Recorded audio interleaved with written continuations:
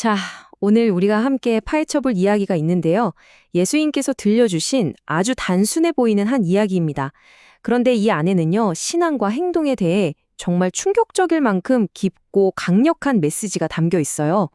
여러분 한번 상상해 보세요. 예수님께서 이 말씀을 하셨는데 이게 길거리에 보통 사람들에게 하신 게 아니었어요.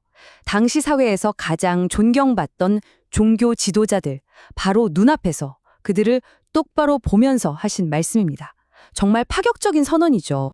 아니, 어떻게 세리와 창녀들이 종교 지도자들보다 먼저 하나님 나라에 들어간다는 걸까요?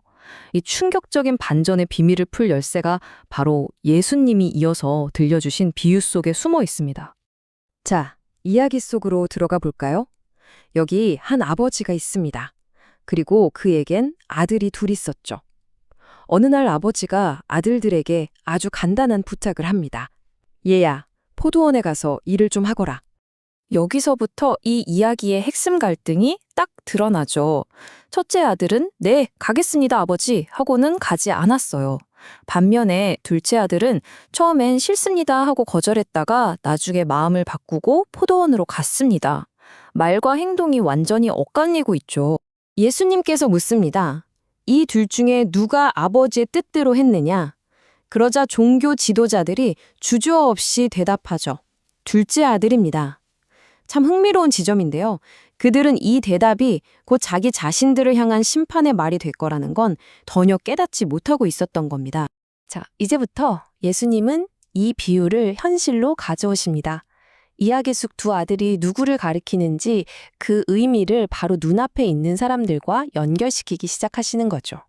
이 첫째 아들이 바로 당시 종교 지도자들의 모습을 거울처럼 보여주는 겁니다. 겉으로는 주님, 주님 하면서 모든 종교적인 언어는 다 사용하지만 정작 삶에서는 아버지의 뜻, 그러니까 사랑과 정의를 행하는 일에는 관심이 없었던 거죠. 말뿐인 믿음이었어요. 반면에 이 둘째 아들은 어떨까요? 이 아들은 당시 사회에서 손가락질 받던 세리와 창녀들을 상징해요. 그들은 처음에는 싫다고 말한 것처럼 하나님의 뜻을 대놓고 거부하며 살았죠. 하지만 세례 요한이 회개하라고 외쳤을 때 그들은 진심으로 뉘우치고 삶의 방향을 완전히 틀었습니다. 여기서 회개, 즉 뉘우침이라는 단어를 좀 짚고 넘어가야 하는데요. 성경에서 말하는 회개는 단순히 미안하다, 잘못했다 하고 감정적으로 후회하는 걸 의미하지 않아요. 그건 생각과 관심사, 그리고 삶의 방향 자체를 완전히 바꾸어서 새로운 행동으로 나아가는 완전한 유턴을 의미합니다. 이걸 보면 회개라는 게 그냥 잘못했다 하고 끝나는 게 아니라는 게 보이죠. 이건 하나의 과정이에요. 일종의 여정 같은 거죠. 처음에는 싫다고 거절했지만 어느 순간 뉘우치고 마음의 방향을 바꾸고 마침내 포도원으로 발걸음을 옮기는 순종의 행동으로 이어지는 것. 이게 바로 진짜 회개라는 겁니다. 자, 그럼 여기서 이런 질문이 나올 수밖에 없어요. 아니, 그럼 행동을 잘해야 구원받는다는 말인가요? 결국 행위 구원 이야기 아닌가요? 하고 생각할 수 있죠. 아주 중요한 질문입니다. 하지만 예수님의 포인트는 그게 아니었어요. 하나님께서 우리에게 원하시는 가장 근본적인 일, 그러니까 가장 중요한 순종은 바로 하나님이 보내신 이 예수 그리스도를 믿는 것, 그 자체입니다. 모든 순종은 바로 이 믿음에서부터 시작되는 거죠. 그러니까 이 순서가 정말 중요해요. 순종이라는 행동이 구원을 만들어내는 뿌리가 아니라 진짜 믿음이 있으면 자연스럽게 맺히는 열매라는 겁니다. 세리와 창녀들이 하나님 나라에 들어갈 수 있었던 건 그들이 갑자기 착한 일을 많이 해서가 아니에요. 그들은 회개하라는 메시지를 믿었고 그 믿음이 그들의 삶을 포도원으로 향하게 하는 순종의 열매를 맺게 한 겁니다. 자, 이 이야기는 2000년 전 이야기로 끝나지 않습니다. 오늘 우리에게도 아주 날카로운 거울이 되어서 열매 없는 신앙, 즉 첫째 아들과 같은 신앙의 모습이 어떤 것인지 두 가지로 경고하고 있어요. 첫 번째 함정이 바로 교리주의입니다. 성경 지식은 엄청나게 많고 신학적으로도 완벽해요. 입으로는 주여, 주여를 외치죠. 그런데 정작 삶의 현장에서는 사랑도, 정의도, 순종도 찾아볼 수 없는 겁니다. 머리만 커진 믿음, 이건 죽은 믿음이 될 수 있다는 경고죠. 두 번째는 감정주의예요. 예배 때 뜨겁게 눈물을 흘리고 막 감정적으로는 엄청난 체험을 하는 것 같아요. 그런데 예배당 문을 나서는 순간 그 감정은 사라지고 일상에서는 아무런 변화도 일어나지 않는 거죠. 포도원으로 가야 하는 불편함과 마주하면 쉽게 식어버리는 열심.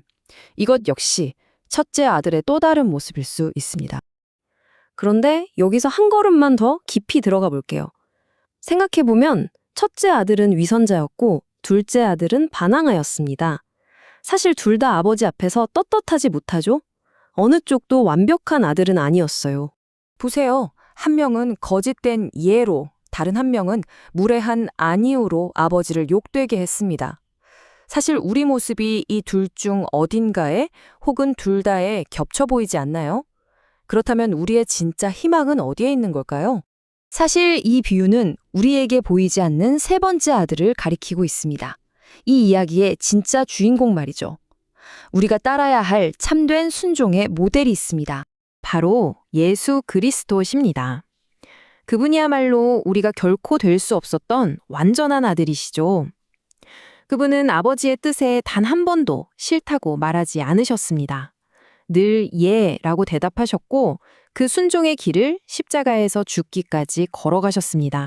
결국 우리가 포도원으로 나아갈 수 있는 힘, 그 순종의 능력은 우리 안에서 쥐어짜내는 게 아니라는 거예요.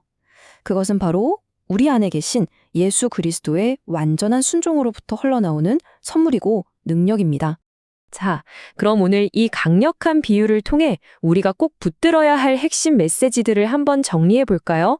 첫째, 진짜 믿음은 반드시 행동이라는 열매를 맺습니다. 둘째, 회개는 감정 노름이 아니라 삶의 방향을 완전히 트는 것입니다. 셋째, 머리로만 아는 신앙과 감정뿐인 신앙, 이 두 가지 덫을 경계해야 합니다. 그리고 마지막으로 우리의 소망은 우리의 불완전한 순종이 아니라 그리스도의 완전한 순종에 있습니다. 이제 이 질문은 오늘 이 이야기를 들은 바로 당신에게 향합니다. 당신의 삶이라는 그 포도원 앞에서 오늘 하나님의 부르심에 대한 당신의 솔직한 대답은 무엇인가요? 그리고 당신의 내일의 행동은 무엇이 될까요? 한번 깊이 생각해 보시면 좋겠습니다.